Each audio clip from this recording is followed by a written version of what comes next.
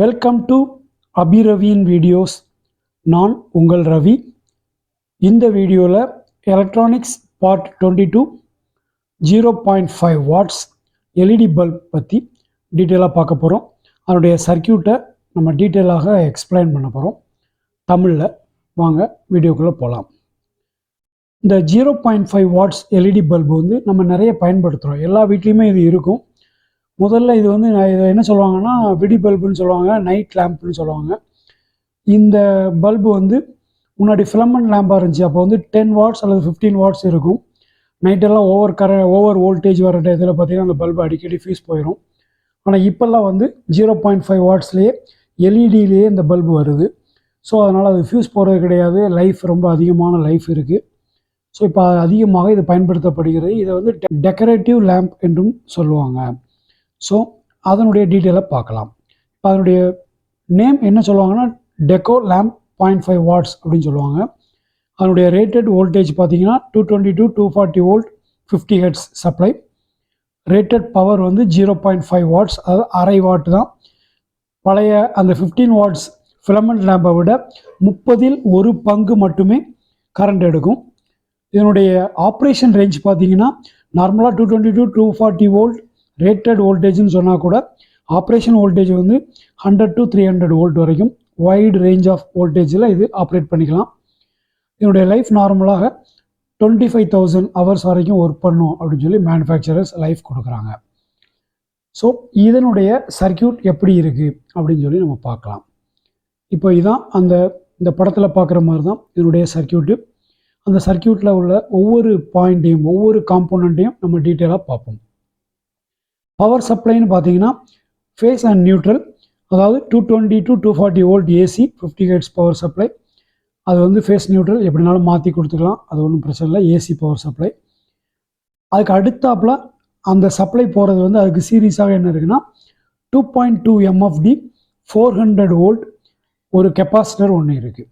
அந்த கெப்பாசிட்டர் என்ன டைப் கெப்பாசிட்டர்னு பார்த்தீங்கன்னா பாலியஸ்டர் ஃபிலிம் கெப்பாசிட்டர், நான் போலரைஸ்டு கெப்பாசிட்டர். இது வந்து ஏசியில் பயன்படுத்துறதுனால நான் போலரைஸ்ட். அதுக்கு வந்து பொலாரிட்டி கிடையாது, ரெண்டு பக்கமும் எப்படினாலும் மாற்றி கொடுத்துக்கலாம். ஸோ இந்த கெப்பாசிட்டர் தான் என்ன பண்ணுதுன்னா இந்த சர்க்கியூட்டுக்கு எவ்வளவு கரண்ட் தேவை அப்படிங்கிறத இந்த கெப்பாசிட்டர் அதனுடைய டிசைன் தான், ஏன்னா அதனுடைய ரேஞ்ச் தான் கரெக்டாக இதுக்கு தேவையான கரண்ட்டை, இந்த சர்க்கியூட்டுக்கு தேவையான கரண்ட்டை டெலிவர் பண்ண போகுது. நம்ம நார்மலாக பார்க்க போகிறது நார்மலாக என்ன பண்ணியிருப்போம்னா ஒரு டிசி சர்க்கியூட்லாம் ஒர்க் பண்ணுறதுக்கு வந்து டிரான்ஸ்ஃபார்மரை வச்சு ஸ்டெப் டவுன் பண்ணி அதை டிசியாக ரெக்டிஃபை பண்ணி நம்ம பயன்படுத்தியிருப்போம். இந்த சர்க்கியூட் வந்து டிரான்ஸ்ஃபார்மர் லெஸ் சர்க்கியூட். அதில் நமக்கு வந்து அவுட்புட் ஒரு எல்இடி தான். அந்த எல்இடியோட கரண்ட் எவ்வளோ நமக்கு நல்லா தெரியும். அந்த கரண்ட்டுக்கு இந்த கெப்பாசிட்டர் சூட்டபிள் கெப்பாசிட்டராக போடுவதன் மூலமாக நமக்கு தேவையான கரண்ட்டை எடுத்துக்கலாம். அது என்ன கால்குலேஷன் அப்படின்னு சொல்லி பார்ப்போம். பாலியஸ்டர் ஃபிலிம் கெப்பாசிட்டர், இந்த கெப்பாசிட்டருடைய இம்பிடன்ஸ், அதாவது கெப்பாசிட்டிவ் ரியாக்டன்ஸ்னு சொல்லுவாங்க. அது எவ்வளவு, அதனுடைய ஃபார்முலா என்னென்னு பார்த்தீங்கன்னா நார்மலாக ஒரு ஏசி சர்க்கியூட்டில் XC, அதாவது கெப்பாசிட்டிவ் ரியாக்டன்ஸ், அது வந்து என்ன இருக்குன்னா 1/2πfc அப்படின்னு சொல்லுவாங்க. அந்த 1/2 இன்டு 3.142 வந்து பைக்கு 50 ஹெர்ட்ஸு சப்ளை ஃப்ரீக்வன்சி வந்து 50 ஹெர்ட்ஸுங்கிறனால ஏசியில். அப்புறம் சிங்கிறது கெப்பாசிட்டன்ஸ் இன் ஃபேரட். இப்போ நம்ம வந்து 2.2 மைக்ரோ ஃபேரட்டை வந்து என்ன பண்ணியிருக்கோம், இதில் ஃபேரட்டாக மாற்றி போட்டிருக்கோம். இதை எல்லாத்தையும் கால்குலேட் பண்ணால் வரக்கூடிய ரிசல்ட் வந்து 1447 ஓம்ஸ், 1447 ஓம்ஸ் வருது. அப்ராக்சிமேட்லி 1.5 கிலோ ஓம்ஸ் வருது. இந்த ரெசிஸ்டன்ஸை நம்ம 230 வோல்ட்டில் சீரீஸாக கனெக்ட் பண்ணியிருக்கிறப்ப எவ்வளோ கரண்ட் வரும்னு பார்த்தீங்கன்னா 158 மில்லி ஆம்பியர் வரும். அதாவது 230 divided by 1447 158 milli ampere. So இந்த சர்க்கியூட்டுக்கு இந்த கெப்பாசிட்டர் அலோவ் பண்ணுற கரண்ட்டுடைய அளவு வந்து 158 மில்லி ஆம்பியர் அப்படிங்கிறது நமக்கு நல்லா தெரிஞ்சு போச்சு. இப்போ அடுத்த காம்போனன்ட் பாருங்கள். அந்த சர்க்கியூட்டுக்கு பேரலாக ஒரு 1 மெகோம் ரெசிஸ்டர் கனெக்ட் பண்ணியிருக்காங்க. அந்த ரெசிஸ்டருக்கு என்ன பேர் சொல்லுவாங்கன்னா டிஸ்சார்ஜ் ரெசிஸ்டர்னு சொல்லுவாங்க. இது வந்து என்ன பண்ணும்னா ஏசி சப்ளை ஆல்டர்னேஷன் மாறி மாறி வரும்போது எப்போல்லாம் அது ஜீரோக்கு வருதோ அந்த டயத்தில் அந்த கெப்பாசிட்டியில் சார்ஜ் ஆகியிருக்கிற பவரை டிஸ்சார்ஜ் பண்ணிக்கிறதுக்கு இந்த ரெசிஸ்டர் பயன்படுகிறது. ஸோ இது வந்து எஸ்எம்டி டைப் 1 மெகோம் 1/8 வாட்ஸ். ஆக்சுவலாக 0.125 வாட்ஸ் தான் இதனுடைய வாட்டேஜ். அந்த சைஸ் சின்ன சைஸ் ரெசிஸ்டர் இது. அடுத்தது இந்த சர்க்கியூட் வந்து இப்போ நமக்கு நல்லா தெரிஞ்சு போச்சு. இந்த சர்க்கியூட் வந்து என்ன வோல்டேஜ் இந்த பக்கம் போனால் கூட கரண்ட் வந்து என்ன கரண்ட் கொடுக்கும், 158 மில்லி ஆம்பியர் தான் இந்த சர்க்கியூட் வந்து கரண்டை, இந்த ஆர்சி ஃபில்டர் வந்து கரண்டை அலோவ் பண்ணும். இப்போ அடுத்தது கீழே பாருங்கள், அது ரெக்டிஃபயருக்கு போயிட்டு அந்த ரெக்டிஃபயர் வந்து ரிட்டர்ன் வர சப்ளையில் ஒரு 2 ohms ஆஃப் வாட் ரெசிஸ்டர் ஒன்று கொடுத்துருக்காங்க. அந்த ரெசிஸ்டர் எதுக்காக கொடுத்துருக்காங்கன்னா அது வந்து ஒரு ஃபியூஸ் மாதிரி ஒர்க் பண்ணும். அதாவது அந்த ஆஃப் வாட்டுக்கு மேலே பவர் போகிறப்ப அந்த ரெசிஸ்டர் வந்து ஓவர் கரண்ட் எடுக்கிறப்ப ஹீட் ஆகி என்ன ஆகும், ஆட்டோமேட்டிக்காக ஒரு ஃபியூஸாக ப்ளோன் அவுட் ஆகும். ஸோ அது வந்து ஒரு ஃபியூஸ் பர்பஸ்க்காக அந்த ரெசிஸ்டர் கொடுத்துருக்குறாங்க. இந்த சர்க்கியூட்டில் ஏதாவது ஷார்ட் சர்க்கியூட் அந்த மாதிரி வரும்போது அதிகமான கரண்ட் எடுக்கிறப்ப அந்த ரெசிஸ்டர் ஹீட் ஆகி ஃபியூஸ் மாதிரி ப்ளோன் அவுட் ஆயிரும். இப்போ அடுத்தது இந்த சப்ளை உள்ளே போகிறது பார்த்திங்கன்னா இந்த ஏசி சப்ளை ரெண்டும் ஒரு பிரிட்ஜ் ரெக்டிஃபயருக்குள்ளே போகுது. அந்த ரெக்டிஃபயருடைய 2 ஏசி பின்னிலையும் அந்த சப்ளையை கொடுத்துருக்காங்க. அதனுடைய என்ன டைப் ரெக்டிஃபயர்னு பார்த்தீங்கன்னா MB10F. இது வந்து ஒரு SMD டைப்பு. அதனுடைய ஆம்பியர் ரேட்டிங் வந்து 800 மில்லி ஆம்பியர். அதனுடைய பீக் ரிப்பட்டிட்டிவ் ரிவர்ஸ் வோல்டேஜ் வந்து 1000 வோல்ட்டு. அதாவது இந்த ரெக்டிஃபயர் ஃபார்வர்ட் பயாஸில் ஃபார்வர்ட் ஆயிரும், ரிவர்ஸ் பயாஸில் அது பயாஸ் ஆகக்கூடாது. அந்த டயத்தில் எவ்வளோ மேக்ஸிமம் வோல்டேஜ்னால் 1000 வோல்ட் வரையும் கொடுத்தா கூட அது ரிவர்ஸ் பயாஸில் வந்து கரண்ட்டு பாஸ் பண்ணாது. அதனுடைய ஆர்எம்எஸ் ரிவர்ஸ் வோல்டேஜ் பார்த்திங்கன்னா 700. ஸோ இந்த மேலே அந்த கெப்பாசிட்டர் பாருங்கள், நம்ம முதல்ல பார்த்த அந்த பாலியஸ்டர் ஃபிலிம் கெப்பாசிட்டருடைய ரேட்டிங் 2.2 MFD. அதனுடைய வோல்டேஜ் வந்து 400 வோல்ட் ஏசி.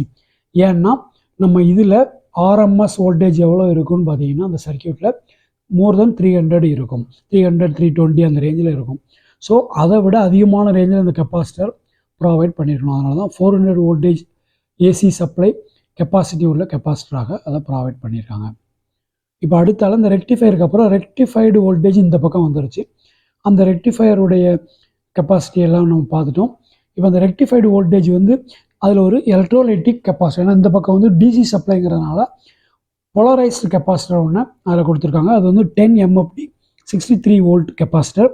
இது வந்து என்ன பர்பஸ்னால் இந்த எல்இடி இதில் வந்து வரக்கூடிய பல்சேட்டிங் டிசி காரணமாக இந்த எல்இடி ஃப்ளிகர் ஆகிறதை குறைப்பதற்காக, அந்த டிசியை ஸ்மூத் பண்ணிக்கிறதுக்காக என்ன பண்ணியிருக்காங்கன்னா அதில் வந்து ஒரு எலக்ட்ரோலைட்டிக் கெப்பாசிட்டர் கொடுத்துருக்காங்க. அடுத்தது பாருங்கள், இப்போ நம்ம எல்இடிக்கு வரோம். இப்போ தான் அதனுடைய அந்த பல்புடைய முக்கியமான காம்போனன்ட் பார்ட் வந்து எல்இடி. அந்த எல்இடி வந்து சூப்பர் பிரைட் எல்இடின்னு சொல்லுவாங்க. அது வந்து 0.5 வாட்ஸ் எல்இடி, ஒரே ஒரு எல்இடி தான் கனெக்ட் பண்ணியிருக்காங்க. அது வந்து SMD டைப் எல்இடி. அதனுடைய ஃபார்வர்ட் பயாஸ் வோல்டேஜ் வந்து 3 to 3.2 வரைக்கும் ஃபார்வர்ட் பயாஸ், ஆவரேஜாக 3.1 அப்படின்னு சொல்லி நம்ம வச்சுக்கலாம். அது என்ன கலர் எல்இடின்னு பார்த்தீங்கன்னா ஒயிட் கலர். அதனுடைய தெர்மல் ஒர்க்கிங் பேண்ட் வந்து 6000 to 6500 to 7000 கெல்வினில் இது கூல் ஒயிட் கலரில் இது வந்து லைட்டை எமிட் பண்ணுற மாதிரி இதனுடைய டிசைன். அதனுடைய லைட்டுடைய அளவு வந்து எவ்வளோ இருக்குன்னா 50 to 60 லூமன்ஸ் அது வந்து டெலிவர் பண்ணுற மாதிரி இருக்குது. ஸோ இப்போ இந்த எல்இடி கொடுத்தாச்சு. அந்த எல்இடிக்கு மேலே சீரீஸாக ஒரு ரெசிஸ்டர் கனெக்ட் பண்ணியிருக்காங்க. அது வந்து ஒரு 220 ohm SMD டைப் ரெசிஸ்டர். அது வந்து 0.25 வாட், குவார்ட்டர் வாட் ரெசிஸ்டர் ஒன்று. அது என்னதுக்குன்னா கரண்ட் லிமிட்டிங் ரெசிஸ்டர். இந்த எல்இடி வழியாக போகக்கூடிய கரண்ட்டை இந்த ரெசிஸ்டர் என்ன செய்யும், லிமிட் பண்ணுறதுக்காக அதையும் கொடுத்துருக்காங்க, கரண்ட் லிமிட்டிங்காக. இப்போ இந்த கால்குலேஷன் பாருங்கள். நம்ம அந்த பாலியஸ்டர் ஃபிலிம் கெப்பாசிட்டர் அதில் போகக்கூடிய ஐசி, அந்த கெப்பாசிட்டரில் போகிற கரண்ட் வந்து 230 divided by 1447 is equal to 158 milli ampere நம்ம பார்த்தோம். ஸோ இந்த எல்இடியுடைய கரண்ட்டை பாருங்கள். எல்இடியுடைய வாட்டேஜ் வந்து 0.5 வாட். அதனுடைய வோல்டேஜ் வந்து ஃபார்வர்ட் பயாஸ் வோல்டேஜ் ஆவரேஜாக 3.1 வோல்ட்டு. ஸோ 0.5 டிவைடட் பை 3.1 வோல்ட்டுன்னு பார்த்தீங்கன்னா 161 மில்லி ஆம்பியர் மேக்ஸிமம்னு போட்டிருக்காங்க. ஸோ இந்த சர்க்கியூட் அதுக்கு டெலிவர் பண்ணுற கரண்ட்டு அதனுடைய மேக்ஸிமம் கரண்ட்டை விட குறைவாகத்தான், அதாவது 158 மில்லி ஆம்பியர் தான் டெலிவர் பண்ணுது. அதனால் இந்த எல்இடி கம்ஃபர்டபுளாக ஒர்க் பண்ணிகிட்டு இருக்கும். வோல்டேஜ் இன்புட் வோல்டேஜில் வேரியேஷன்ஸ் இருந்தால் அதற்கு தகுந்தாற் போல் இந்த எல்இடியுடைய பிரைட்னஸில் சிறிதளவு மாற்றங்கள் இருக்கும். அது பெரிய லெவலில் நமக்கு தெரியாது. அதனால் இந்த ஆஃப் வாட் எல்இடி வந்து ஒரு லாங் லைஃபுக்கு எல்இடி பல்பாக இருக்கிறதுனால லாங் லைஃப், அதாவது 25,000க்கு மேக்ஸிமம் லைஃப் வர மாதிரி அந்த மேனுஃபேக்சரர்ஸ் அதுக்கு கேரண்டி கொடுக்குறாங்க. ஸோ இது வரைக்கும் இந்த வீடியோவில் ஒரு விடி பல்பு, அதாவது 0.5 வாட்ஸ் எல்இடி பல்பு வந்து எப்படி ஒர்க் பண்ணும், அதனுடைய சர்க்யூட் எப்படி இருக்குது அப்படிங்கிறத பற்றிலாம் நம்ம டீட்டெயிலாக பார்த்தோம். இந்த வீடியோ உங்களுக்கு பிடிச்சிருந்தா மறக்காமல் லைக் பண்ணுங்கள், கமெண்ட் பண்ணுங்கள். எங்கள் சேனலை நீங்கள் சப்ஸ்கிரைப் பண்ணிக்கிடலைன்னா மறக்காமல் சப்ஸ்கிரைப் பண்ணிக்கிடுங்க. தேங்க்யூ ஃபார் வாட்சிங் அபிரவியின் வீடியோஸ். Thank you very much.